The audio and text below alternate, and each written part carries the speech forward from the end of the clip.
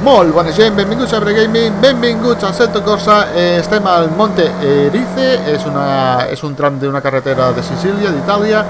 I bé, avui inaugurem secció, és una secció que l'he nombrat Clàssics a Fons, on veurem cotxes, diguéssim, com a molt 80-85, del 1980-85 per avall. I avui portarem un doble reacció, ja que és el primer capítol. I constarà d'este, com veieu en pantalla, este Peugeot 504 de 95 cavalls i 1.200 quilos de pes, aproximadament. Era motor davanter, era un cotxe pesat, evidentment, era un cotxe d'aquella època. Se va començar a construir, si no recordo mal, en 1968, o va ser presentat al Saló de París, llavors.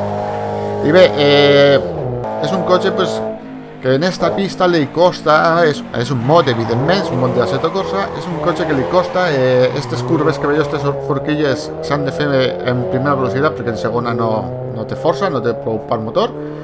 I bé, el que ens importa més el seu germà esportiu, que el veurem després. És un cotxe, és el mateix cotxe, el número de portes, l'únic que varia és el motor, que ja puja a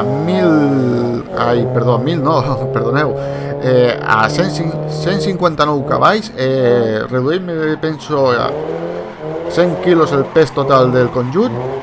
I bé, com veureu en el vídeo, les òptiques davanteres també canvien, són de doble far, i també a part de, diguéssim, de llantes i suspensió, que ja és un toc més esportiu.